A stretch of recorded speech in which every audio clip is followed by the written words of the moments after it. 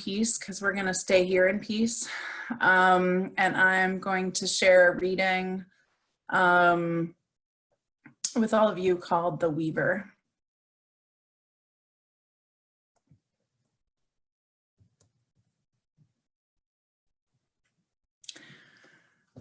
I celebrate a mother God, gently weaving, working carefully. I celebrate the hands of skill, creating beauty within me. I celebrate the working of the loom, reconnecting myself, weaving a tapestry that picks up threads of pain and anger and grief and loss and power and courage and strength and grace. Here are the broken threads. This should have been solid here. This innocence should have continued on. This openness should have come through here. This pattern of trust should have been right here, making a design that all would see and say, what beauty. But these threads were broken, ripped from the fabric of me, and I was afraid to show anyone the tear. I thought it was my fault, that all would look and say, what horror. Now, we pick up this broken thread, my weaving God and me. Now we do the work of repair, and as the fabric is made strong, I look in surprise and say to myself, what beauty I reclaim. Out of the torn places, I reclaim wholeness. Out of the broken places, I reclaim strength. Out of the shatteredness, I reclaim power. Out of the horror and the shame and the pain, I reclaim openness, innocence, courage. The weaver will not be discouraged or deterred. We weave a fabric which no one's violence will destroy. And I discover the beauty of me.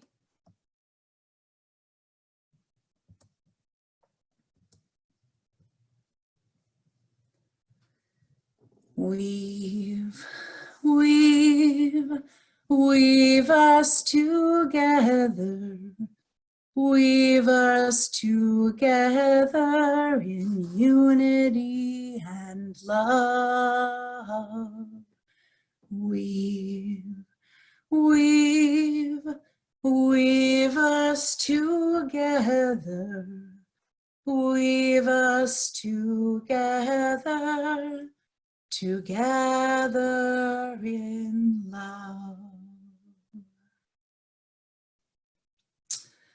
That poem that I just shared with you was shared with me by a chaplain in the time that I did CPE during my seminary at Stanford VA Hospital, Palo Alto VA Hospital.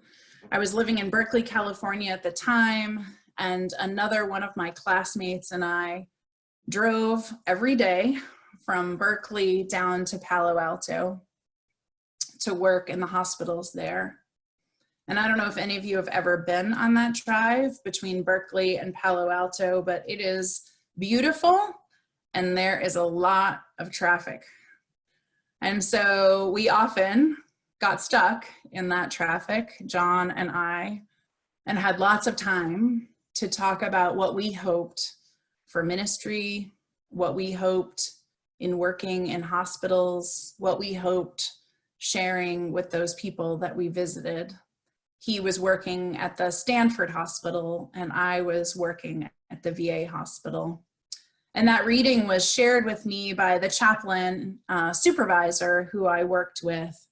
We led together, I got to co-lead a program for female veterans who experienced severe PTSD from their experience serving, and sometimes also from their experience just in their families. And that image of a woven, of a weaving God that image of a space where we all have pain, we all have sorrow, and there are spaces in that weaving that we see before us that are broken, that have been ripped apart, that remind us of the pain and the sorrow and the suffering that we've experienced. That image to me is so helpful. It's been helpful to me in the pain and the suffering that I've experienced in my life, knowing that that doesn't have the last word, that there is a whole masterpiece of woven beauty that is my life. And there is a masterpiece of woven beauty that is your life. Even in those spaces where you have experienced deep pain, deep grief, deep sorrow, and you have called out, and we have called out, wondering, what will happen to us? When will it get better? How did I deserve to have something like this happen? Sometimes we may even ask, why did God let this happen? Or why in the world is this happening to us? It was really personal for me for many years. And now in this moment of a global pandemic, I'm recognizing that that personal experience of pain and struggle and sorrow and grief actually have given me an answer to how to get to liberation, how to live into the beauty of that ripped and tattered woven fabric that is me, that is this community, that is the ways that we understand our lives. How do we look at all of that and know that we will come out of this? We will get to be back together. We can keep reaching for one another and for those who are not in our community and for those who need a word of hope, a word of resistance, a word of resilience, so that they can make it through, so that we can make it through. The theme that is in our Soul Matters curriculum for the month of April is liberation. Liberation. Liberation from the struggle. Liberation from the pain, liberation from a crisis, liberation from our grief. And yet, and still, we are not there yet. Our world is broken. Our lives have also been broken. And we know that we can learn from this, we can grow from this, and everything will be different. I don't know about for you, but for me, that feels terrifying. What is this new woven fabric going to look like? How will we understand ourselves, our community, and our world after this is behind us? I'm curious what your answers are.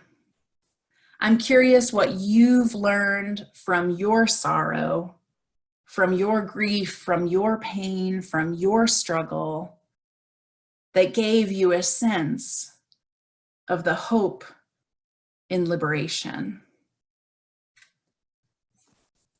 I've shared with many of you, all of you, about my experience working in a domestic violence shelter in Roxbury for 13 years. And I swear, I don't think it was until I did that work that I recognized the beauty and the pain of isolation, of separation, of having to move away from community in order to find peace and solace and hope. And it was through those many years of walking with people who would come to our shelter from so many different amazing backgrounds and identities that I learned over and over and over again that we can keep weaving this tapestry. The pain is there. The struggle is there. The crisis is there. And you know what? It's not our fault. We live in a very broken world, a very oppressive world. That doesn't mean that we can't learn things, that we can't try to do things differently, that we can't see the ways that we may be causing harm. And it's not a time for us to blame ourselves and put that negative thinking towards us. It is time for us to remember that we can weave ourselves anew. We can weave this community anew. We can make our way to liberation anew. And while we do that, we get to look at the glorious tapestry that is each and every one of our lives, that we get to shine and share and hope that others will join us, knowing that we need one another, that we can find healing and grace, and by, we will be liberated. Blessings to all of you as you continue to look at the beauty and the createdness, the created goodness of all of who you are. Amen.